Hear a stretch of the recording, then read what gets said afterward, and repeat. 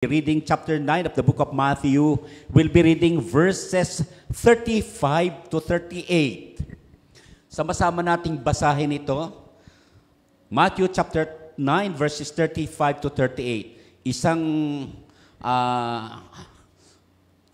tawag dito? Translator na lang gamitin natin. We will be using Tagalog. Okay, sama-sama po nating basahin. Ready, go. Nilibot ni Jesus ang lahat ng mga bayan at nayon doon. Nagturo siya sa kanilang mga sinagoga at ipinangangaral ang mabuting balita tungkol sa paghahari ng Diyos. Pinagaling din niya ang lahat ng mga taong may sakit at karamdaman. Nang makita niya ang napakaraming tao, nahabag siya sa kanila sapagkat sila'y nanlulupaypay ditong-dito at para mga tupang walang pastol.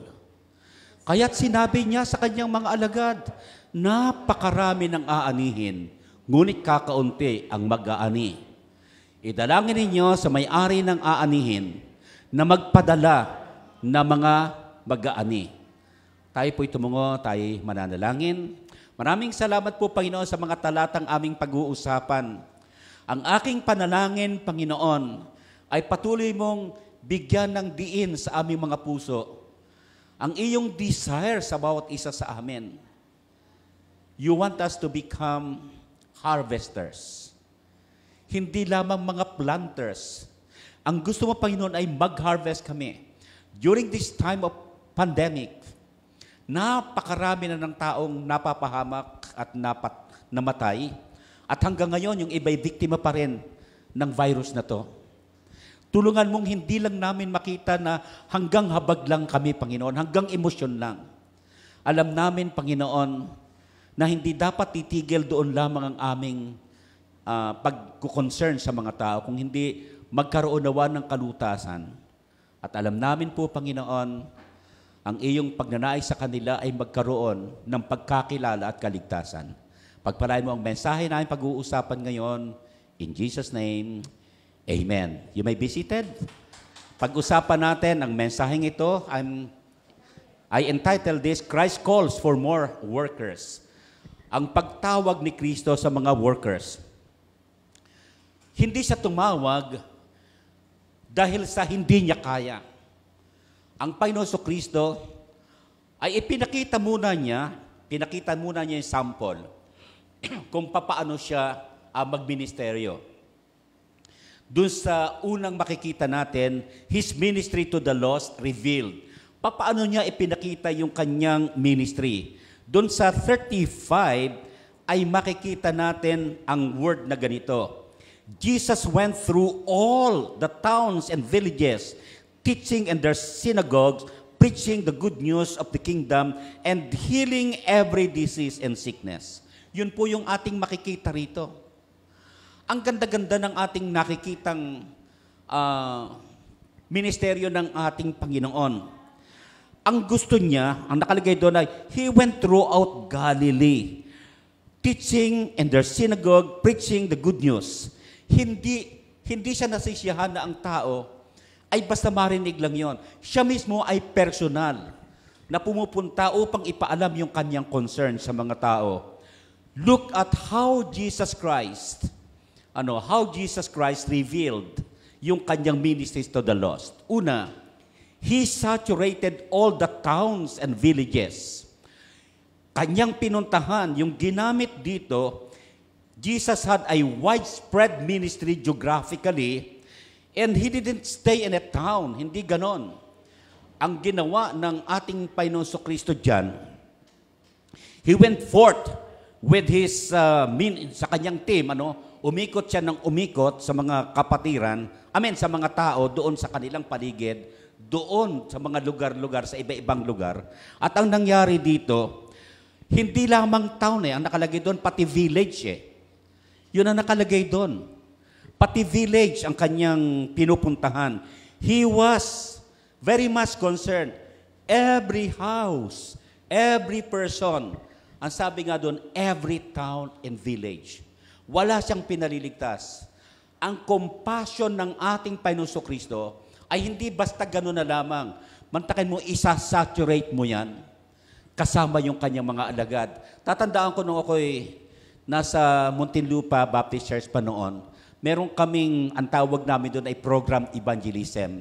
I have a small Bible school there. At meron siguro about mga 30 students, something like that.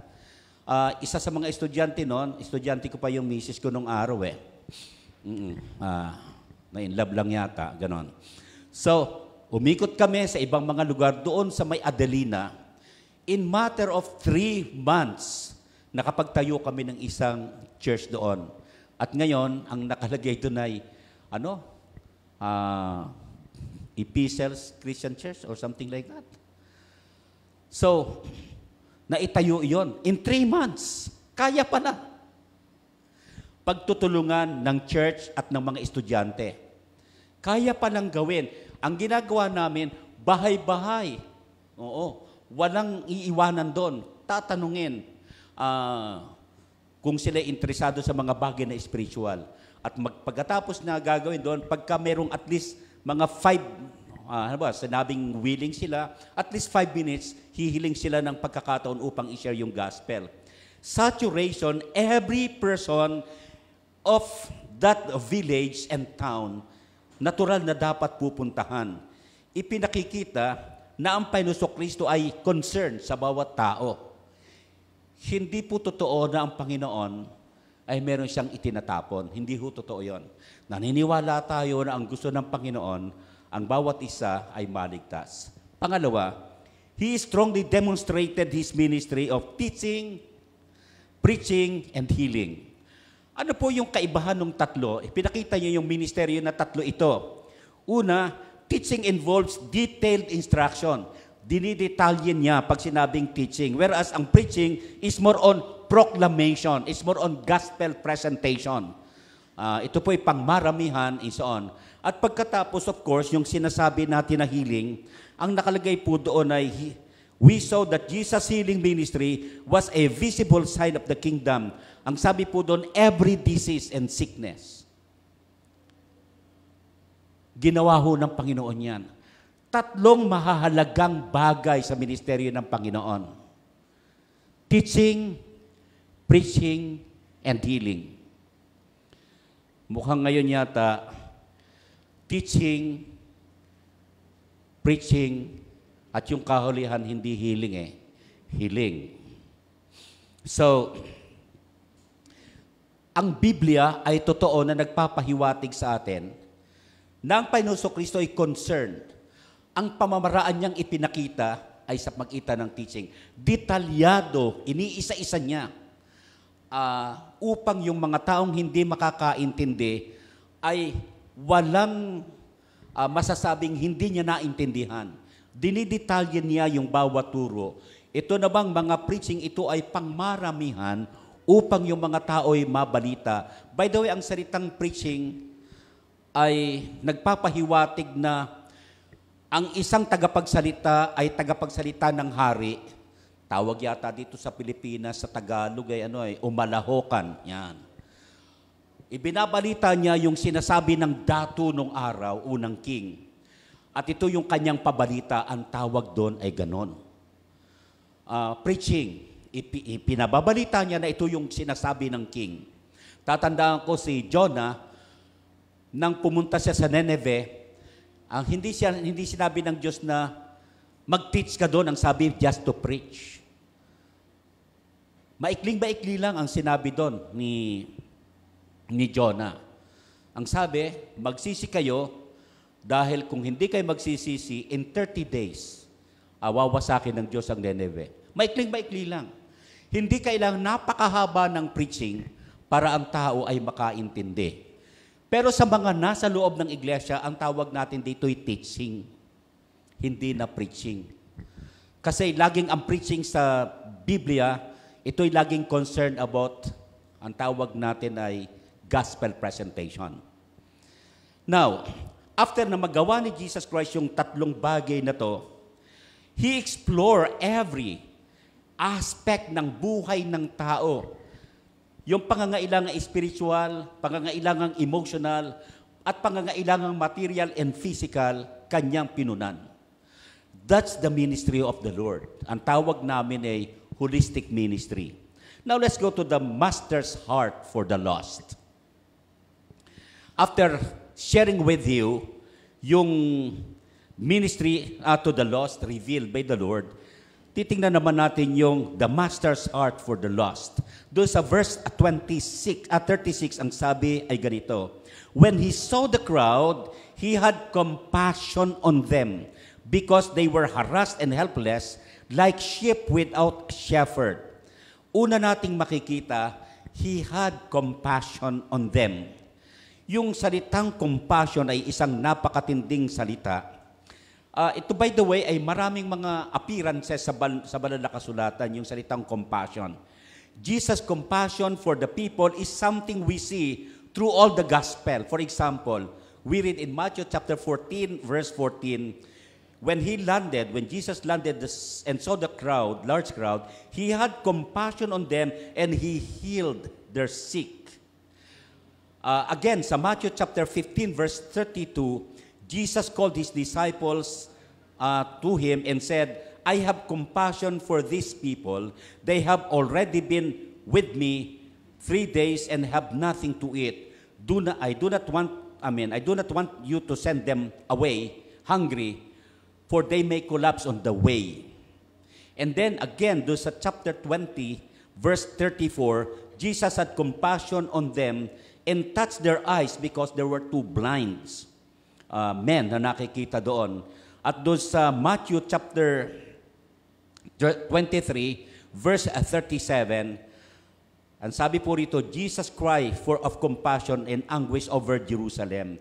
Ang sabi niya ganito, Oh, Jerusalem, Jerusalem, you who killed the prophets and stoned those who I sent to you, how often I have longed to gather your children together, as a hen gathered their chicks under her wings, but you were not willing. Antindi, no? Yung pagmamahal ng Panginoon, yung kanyang compassion ay naroroon. Pero ang makikita natin, compassion always begins with seeing. Huwag niyong kalimutan yon. Not just glancing and turning away, but really seeing the people and their needs. Getting their eyes off doon sa mga iba onto the needs of others ay hindi po makatarungan. Sa Panginoon po, mahalaga sa Kanya na makita natin yung kalagayan ng tao hindi lang mula sa labas, kung hindi mula sa loob. Anong ipinakikitang implikasyon nito sa atin? By the way, yung salitang compassion sa Greek, ang ibig sabihin nito ay splachna. Alam niyo yung ibig sabihin nun? Ganito po ang ibig sabihin yan.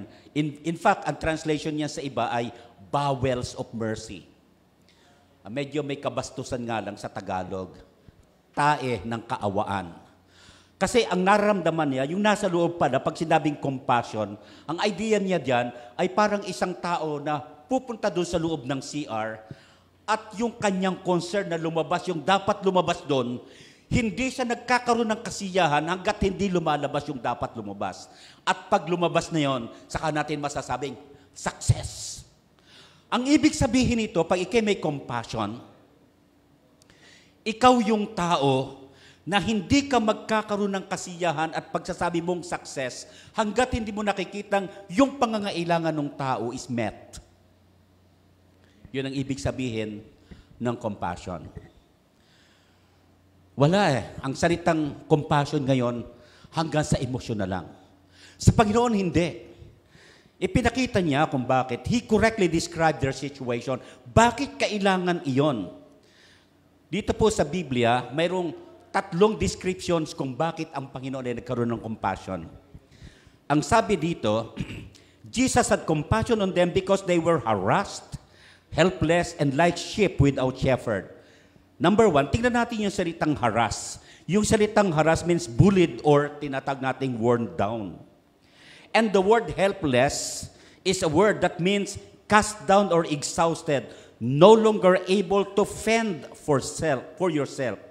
Sabi po ni Philip Keller, isa sa mga mahusay na commentator doon sa chapter 23 of the book of Psalms ay ganito.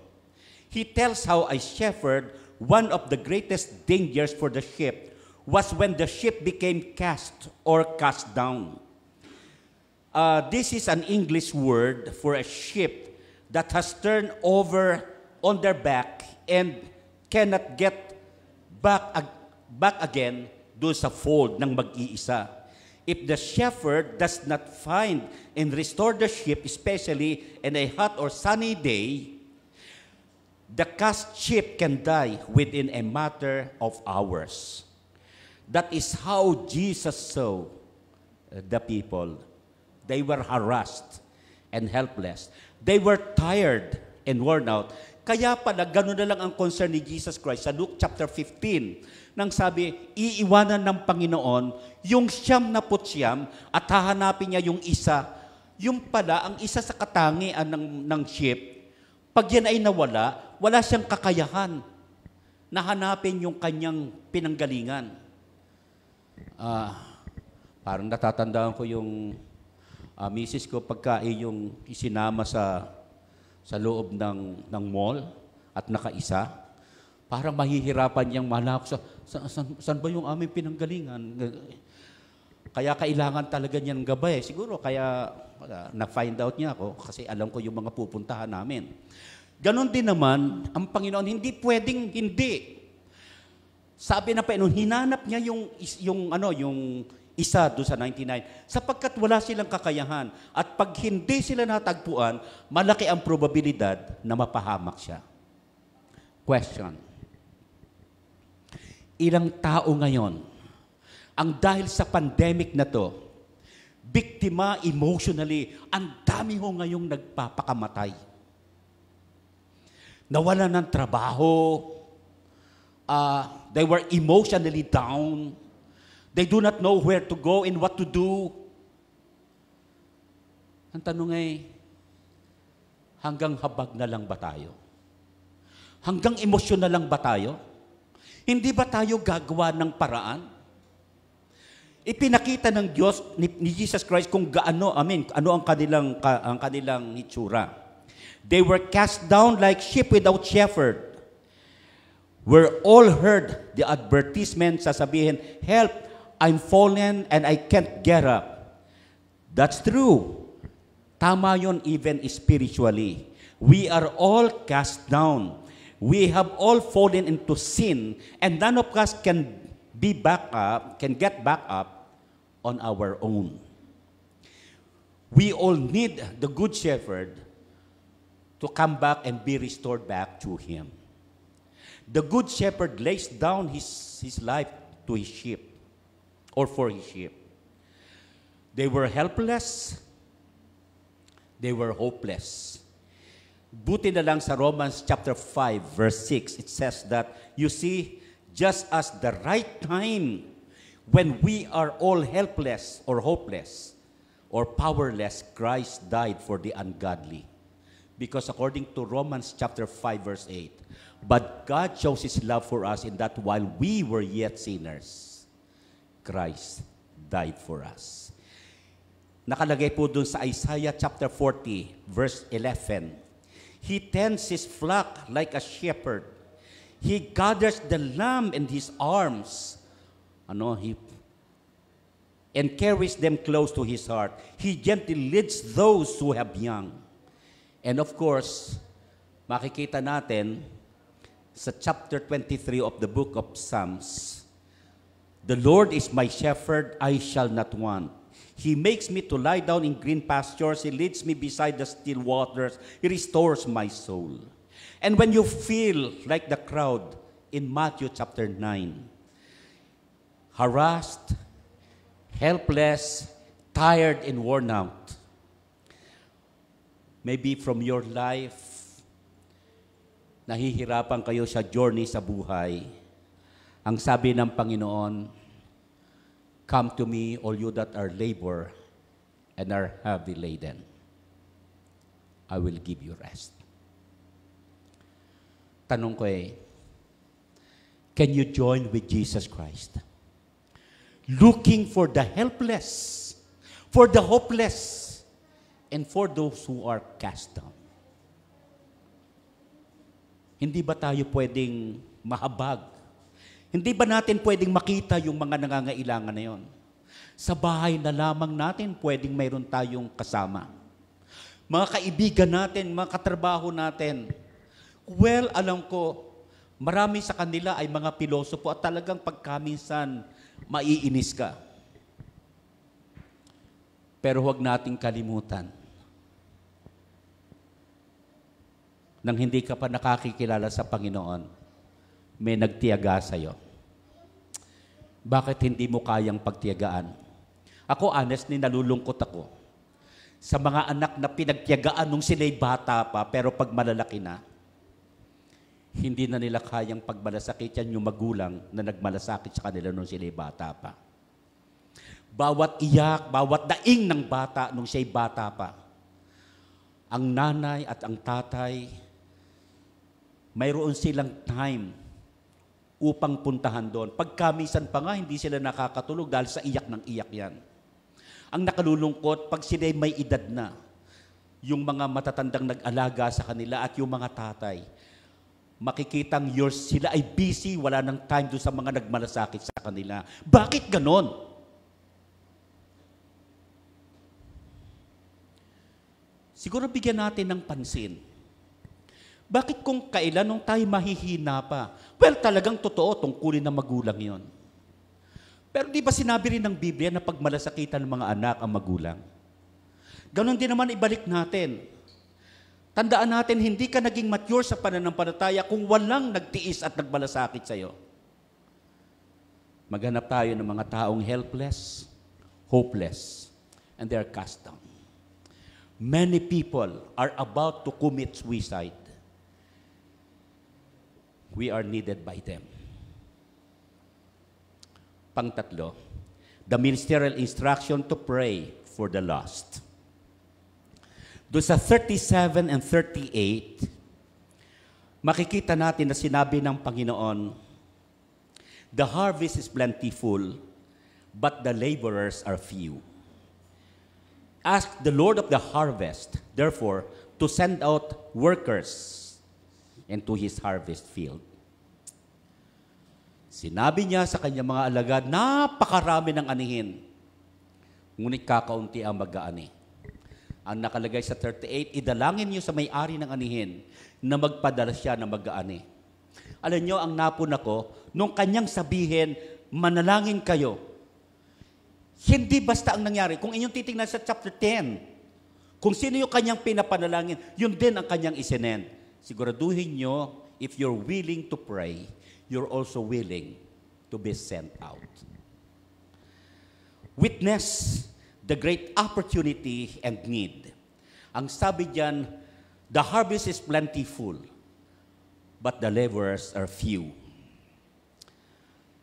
Ang totoo nito, sinasabi hong sa ngayon, maski sa Pilipinas, sinasabi ho na not less than 500 to 700 workers bawat buwan ay umaalis sa ministry. Ay sino magtitiyaga sa ministry? Una, may stomach din yung nagtatrabaho. May damdamin din yung nagtatrabaho. Kalimitan, nakikita yung lahat ng dapat gagawin ay maayos, pero hindi nakikita yung pangangailangan ng workers. Alam nyo, natouch ako dun sa isinend, of course, ni Pastor Mark nung isang araw sa akin. I was teaching then. Ang sabi doon, maikli lang, isasabihin ko, ang church kasi kailangan talagang restorer. Kailangan tayo umunawa. Ang nakalagay doon, para isabihin ko na lang, yung isang lalaki kasama ng kanyang family ay umattend ng church. Habang nagpipray, biglang nag-ring yung kanyang phone. Napagalitan siya ng pastor at yung mga miyembro ay tumitingin sa kanya at mayroong hindi tama. At yung misis niya, mula doon sa church hanggang pauwi, alam mo, mahilig mag-sermon. Ang problema, yung sermon niya, walang outline. So pag uwi niya, very discouraged, umalis siya, pumunta siya sa isang bar. Ang reason lang, yung kanya kasing phone ay nag-ring during the time of prayer. Pumunta siya sa bar, at dahil medyo first time siguro, well, natapon yung kanyang biniling inumin. Tapos, pumunta kaagad yung marahil ay waiter at binigyan siya ng pampunas at sabihin, punasan niyo. Dumating yung janitor at winipe out yung kanyang natapon na inumin. Tapos dumating yung kanyang manager at nagsabi na, well, talagang ganyan. O ito, ang palta natin yan. At ang sabi, sino bang hindi nagkakamali? Alam mo, sinabi doon sa kanyang istorya na mula noon, hindi na siya pumunta sa church pero doon na lang siya sa bar. Ano bakit? Mas accepted siya sa bar kaysa sa church. Nakakalungkot na ang church ay parang lugar para sa mga tagalangit. Pero ang ugali hindi naman panlangit. Sana kakitaan tayo na ang kahit na sinong masama at sino mang makasalanan, ang church ay isang hospital ng mga makasalanan. Hindi ito lugar na kung saan mayroong mga pariseyo at legalistic. Let's accept ang mga nagkakamali. Sino bang gustong maging alipin ng kasalanan? So dapat tayo naging biktima ng kasalanan at naging alipin ng kasalanan, sana magtulungan. Ang church ay dapat lugar na kung saan ang healing ay naroon at ang restoration ay naroon. Jesus Christ tells them, maski even sa loob ng simbahan, huwag kang siguro na ang church, hindi lahat ng attendees at hindi lahat ng miyembro, I should say, ay ligtas. Kailangan nila ng kindness. Tandaan nyo, ang kindness libre. Wala akong bayad yan. Gawin natin to. So, witness the great opportunity and need. Nakita niyan. Anong sabi nga, Jesus went all through the towns and villages. He calls us to go to the world with the good news of the Lord Jesus Christ and tells to the people the good news of salvation. That repentance and forgiveness ay nakalaan sa mga taong handang bumalik sa Kanya. We have a few workers sa ngayon sa church. At sino ba ang mag-i-stay?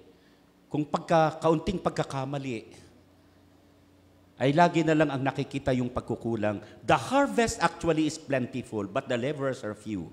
The problem, it was a problem back then, at hanggang ngayon yun pa rin ang problema. We have too few workers in the church, and we have too few workers in the world. We have two opportunities. Una, if you cannot go and preach the gospel, why don't you pray and support that person to go? Yung iba pwedeng humayo, yung iba pwedeng mag-pray, at yung iba pwedeng mag-support. Partnership ang gospel. Kailangan nating gawin. Mahalaga na ang mga mananampalataya ay nagkakaroon ng tulungan. Wala akong nakita, tatanda ko yung isang basketball player sa NBA, naka-score siya ng 100 points, pero hindi pa rin siya nanalo. Kasi isa lang siya. Basketball is a play. Ito po isang game ng teamwork. If we wanted to be victorious, kung gusto nating magtagumpay, hindi ho ito gawain lang ng pastor. Ito'y gawain nating lahat. Si Jesus Christ, kaya siguro niya. Because He is God. Pero ang sabi niya, kailangan ko ng workers. Problem is, Marami ang nasa upuan, pero kakonti ang willing tumayo at mag-work.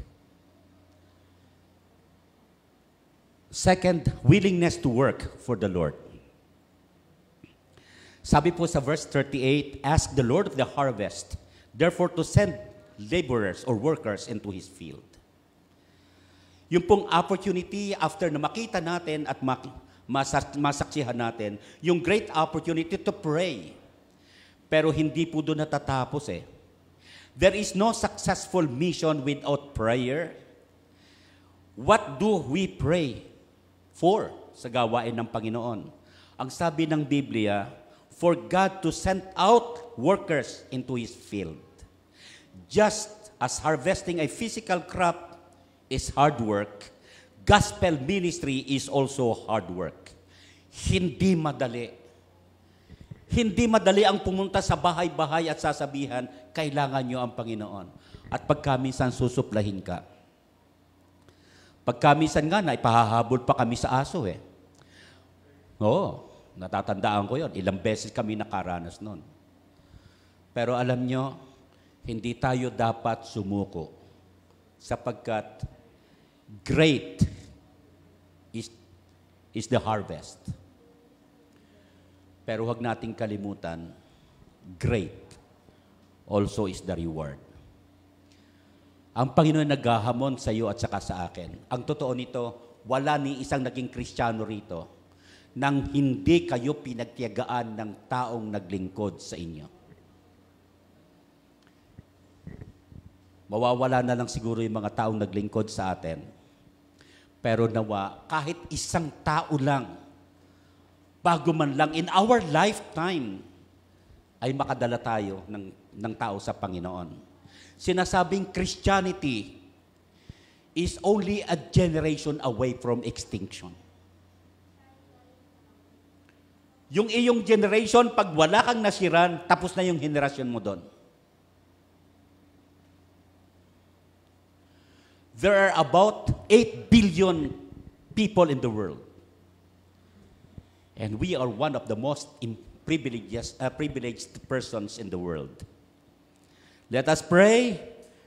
The Lord sent, tatandaan nyo yung sinabi ng Biblia, all pray, the Lord sends, the laborers hear the gospel, the lost hear the gospel, the liberation and salvation of the sinners from the Lord will result in the great harvest.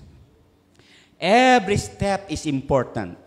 The sequence itself is important. Pray, the Lord send, the laborers hear the gospel with the lost hear the gospel and believe, and salvation of the sinners were received from God. Hindi mangyayari ito nang hindi tayo hahayo. Kung sana man lang naibigyan niya ng command ang mga, kaya nga siguro kinakanta natin ang mga ibon. Hindi pwede eh, dahil ang tao ang kanyang dapat pagmalasakitan. I'd like to conclude this message this morning by giving you at least 4 very important reasons or principles. See what Christ saw in the lost people. Hanggat hindi natin nakikita yung nakita ni Jesus sa mga tao. They were helpless, they were hopeless, they were cast out, they were, ang sabi nga natin, andun po yung hopelessness nila. Wala na silang direksyon. They were about to die. Hanggat hindi natin nakikita yon, we cannot see. Number 2, start praying for the Lord to send His laborers into His field. Matuto tayong mag-pray. Hindi pwedeng maging matagumpay ang isang church nang walang mananalangin. Ako'y nagpapasalamat na every Wednesday, nung nakalipas na Wednesday, more than 30 yung ating attendees. At ako'y nananalangin na nawa, mas marami pang dumalo. Mga taga-ibang lugar, taga-ibang bansa. Pero nakikita ko, parang mas few yung galing dito sa atin. Nawa, kakitaan tayo ng ganong klaseng malasakit. Suportahan natin yung prayer natin, prayer meeting natin. Number 3, show your willingness to do the ministry. Ipakita mo. Huwag lang nating sabihin. Show it, not just say it. And of course, ang kahulihan, share the gospel wholeheartedly. Tandaan nyo, it was sabi po ng Panginoon sa Romans chapter 10, do sa verse 17, faith cometh by hearing, and by hearing the word of God. Hanggat hindi tayo hahayo, hanggat walang mag-share ng gospel, hanggat walang magbubudbud ng mga seeds of faith, wala ho tayong aasahang tutubo. Simulan natin sa pananalangin. Hindi bukas. The challenge of the Lord is now. Let's pray. Our Heavenly Father, time is almost done. We have seen the signs of your coming and the end of times. Help us, Lord, to be vigilant, to be obedient, and to hear your word. Tulungan mo, Panginoon, na ito'y masunod namin. Bless mo ang bawat kapatid na aming nakasama ngayon. At tulungan mo mag-ring ang iyong message sa bawat isa sa amin. Help us to be challenged. At nawa, Panginoon, hindi lamang emotionally captivated, but tumugon kami sa agarang panawagan mo. Pray that the Lord of the harvest may send forth his laborers into his field. Many are dying without the gospel. Many are dying na hindi nakarinig o nagkaroon ng benefits man lang of hearing the gospel. Help us na maging tugon dito. In Jesus' name.